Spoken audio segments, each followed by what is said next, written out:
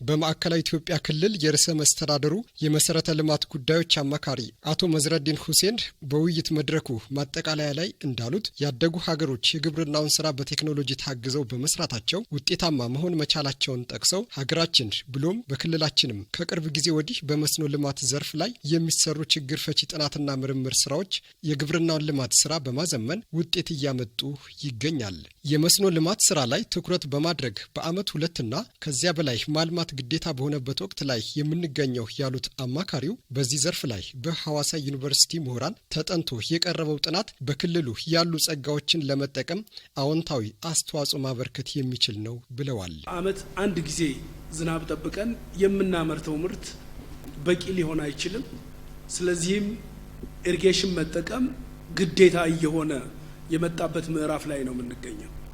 ስለዚህ የመስኖ ልማታችንን ማሳደግ፣ የመስኖ ፖቴንሻሎችን ማጥናት፣ እነዚህን ችግር ፈቺ ለሆነ ስራ ማዋል ግዴታ ነው የሚለው። ስለዚህ ይሄ ጥናት በጣም ትልቅ ፋይዳ ያለው ጥናት ነው። የክልሉ መስኖ ተቋማት ልማትና አስተዳደር ኤጀንሲ ዋና ስራ አስኪያጅ ኢንጂነር ካሳይ ተክሌ በክልሉ በዘመናዊ መስኖ የማልማት አቅም ብዙ ሀብት ከመጠየቁ ባለፈ ባለፉት ስርዓት በዝናብ ጥገኝነት ላይ የማልማት ዘዴዎች እየተተገበሩ እንደቆዩ አስታውሰው ከለውጡ በኋላ መንግስት የተለያዩ የመስኖ አውታሮችን በመገንባቱ የተሻለ ውጤት እየተመዘገበ ይገኛል ብለዋል። መንግስታችን በአዲስ መልክ ሪፎርም ከተደረገ በኋላ ለመስኖ ከፍተኛ ትኩረት በመስጠት ማንኛውም ቤተሰብ ማንኛውም አካባቢ አንድ የውሃ አማራጭ እንዲኖረው ከማድረግ አንጻር የመስኖ ልማቶች የመስኖ አውታሮች እየተገነቡ ያሉበት ሁኔታ አለ።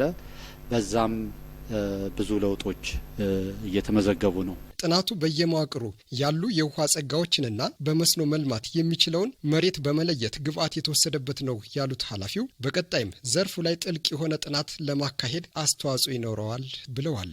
አንደኛ በገጸ ምድርም በከርሰ ምድርም ምን አይነት ጸጋ በየመዋቅሩ እንዳለ በግልጽ ያሳየበት፣ በሌላ መልኩ ደግሞ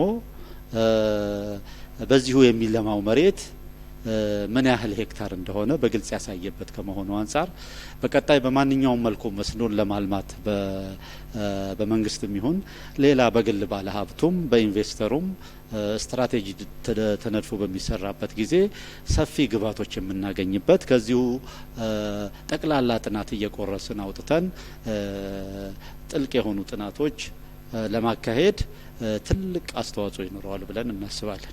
አቶ ትዕግስቱ በቀለና አቶ መለሰ ኃይሌ የከምባታና ሀዲያ ዞን ውሃ መስኖና ማዕድን መምሪያ ኃላፊዎች ሲሆኑ በሰጡት አስተያየት በተመራማሪዎቹ የቀረቡት ጥናቶች በየመዋቅሮቻቸው ያለው በመስኖ መልማት የሚችሉ አቅሞችን በመለየት በዘርፉ ይበልጥ ውጤት ለማስመዝገብ የሚያስችሉ ናቸው ሲሉም ገልጸዋል። ነባር መስኖ ተቋማት አጠቃቀም ላይ የታዩ ችግሮችን ለመፍታት ከሚመለከታቸው አካላት ጋር በመቀናጀት በቀጣይ እንደሚሰሩም ጠቅሰዋል።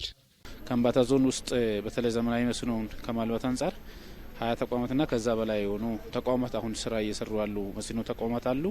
በእነዚህ ተቋማት ውስጥ እንደሚታወቀው ከጊዜ ወደ ጊዜ ማህበረሰቡ በተለይ መስኖ የማልማት ከዝናብ ጥገኝነት ተላቆ በተለይ ደግሞ 2 ጊዜ 3 ጊዜ ከዛ በላይ የማምረት ልምድን እያሰፋ እየመጣ ያለበት መንገድ አለ። እንደ ዞናችንም ደግሞ የታየው አንዱ ከነባር መስኖ ተቋማት አጠቃቀም ላይ የነበሩ ሰፊ ክፍተቶች ታይተው ይህን ወስደን ከሚመለከተውም አካል ላይ ከግብርና የጋራ ቅንጅት አድርገን እነዚህ ነባር መስኖ ተቋማትን በተጠቃሚነትን ከማጉላት አንጻር ላይ ወስደን የምንሰራ እንደሆነ ነው ማለት የምችለው።